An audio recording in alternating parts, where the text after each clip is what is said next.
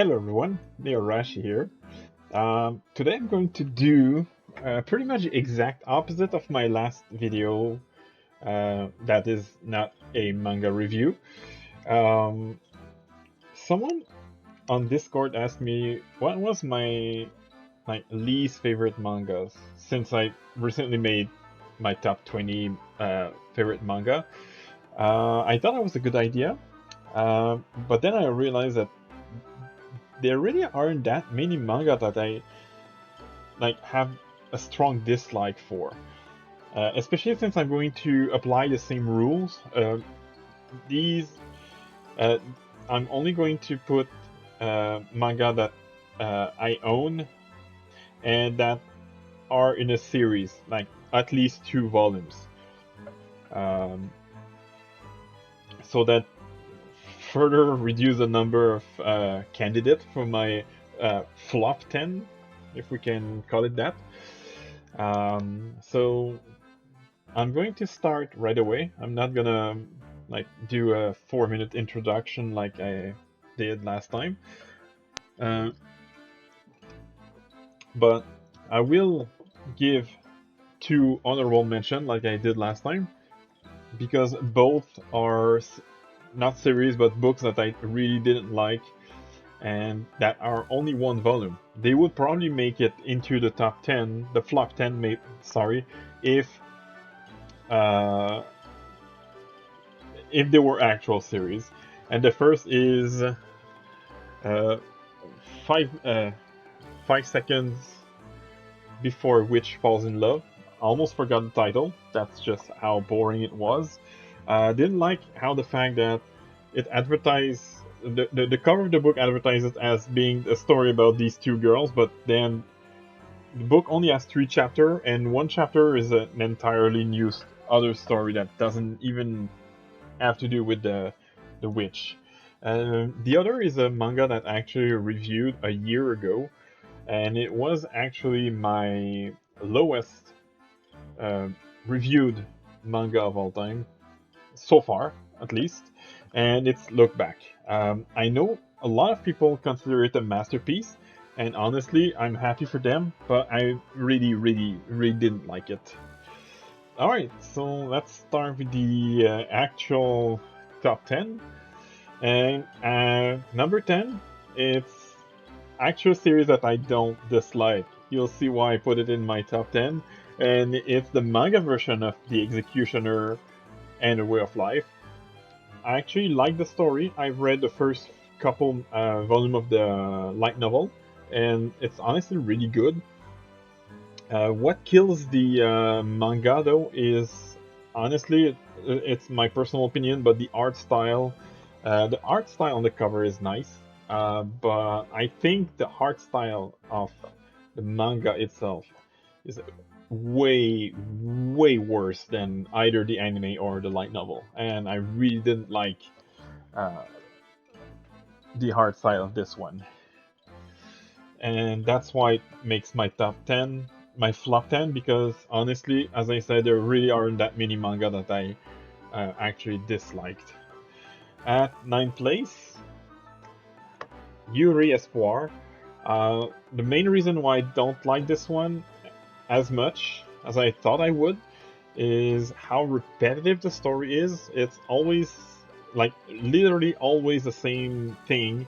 It's the main one of the main girl seeing 2 women, imagining a Yuri story with them, and then we see the same 2 girls' point of view where they actually are in love and stuff like that. There are some other elements, so it's not just that, but it's so far I've read 2 volumes and more than half of the story has been that. There was almost no focus on the actual plot that you learn literally at the beginning of the story. At eighth place, Breath of Flower. I have the French version, which is actually the original version because this is a manga made by someone from, I think it's France or maybe Belgium. This one, honestly, Volume 1 was alright. Honestly, it was pretty good. Volume 2 felt like a completely different story with the same character. Uh, and it killed my interest for the short series. Fortunately, it only has 2 volumes. I'm also really not a fan of the art style, but I mainly got it because it was a Yuri. I bought this when I was into my like Yuri big Yuri phase, and I was kind of disappointed. Um, at seventh place, it's another Yuri, or at least as far as I know, it's a Yuri, and that would be Kiss the Scars of the Girl. I've read the first 2 volumes out of 3. The volume 3 released a bit later this summer, I believe, and I was interested with the story. I mean, since I really enjoyed Vampire Dormitory, which was in my top 20 man- uh, favorite manga of all time. I was really interested with the idea of Yuri involving vampire, but Volume 1 wasn't great, and Volume 2 was worse. So I'm hoping that Volume 3 will give us a satisfactory ending, but so far, really not feeling that one. Which is a shame because I actually love the art style. The art style is really nice, the characters design are great. Actually, the characters themselves are not bad. It's the story and how the story advances that I really don't like. At sixth place, you'll probably start to see a pattern here because it's another Yuri and it's how do we relationship. This one I like the first 2 volumes. The first 2 volumes were great. Volume 3 wasn't as good, but it was alright. Volume 4 basically killed my interest for this story. I have every volume up to volume 10, and I haven't read any of these for like over a year because volume 4 completely killed uh, the love I had for this story. I'm honestly going to read all of them at some point because I still want to see the ending. But yeah, start out strong, but really goes downhill quickly. And most people who I talked about this series agree with me. They don't always agree on where the series starts falling out. Um, but a lot of people who I talk about this series agree that it starts out really strong, but at some point goes downhill really fast. Next is a Magical Girl series, which is Magia Record, Fue la Magia Madoka Magica side story. I'm just gonna say that the only reason I put this in my top 5, actually my flop 5, is I don't really like the story. It's just that I just think it's kind of boring. I am not really into Magical Girl for starters, so that's another reason. But I do like the character design, and it's another case of I actually like the character themselves, just not the story. But I like it less than the other series I had the same comment on. At fourth place, it's yet another Yuri, and it's Kindred Spirit on the Roof. This only has 1 volume, but it's an omnibus, so there's actually 2 volumes on it, so it counts. Uh, I didn't like how the 2 volumes are completely unrelated, like stories. You finish volume 1, you finish the story. When you start volume 2, it's an entirely new story, and that's something I actually didn't like. Um, However, I will say that the story of the second volume, I mean, is slightly better. But I prefer the character design of the first story, so it's kind of weird. And I will still say that I said it once when I was making my collection video on my main channel. But this is still one of the cutest cover I have, and this is probably the only like really positive thing I have to say about this. This cover is really cute. I don't know why. Next is the Condition of Paradise. I'm actually. Oh, I'm gonna try to. This one is kind of.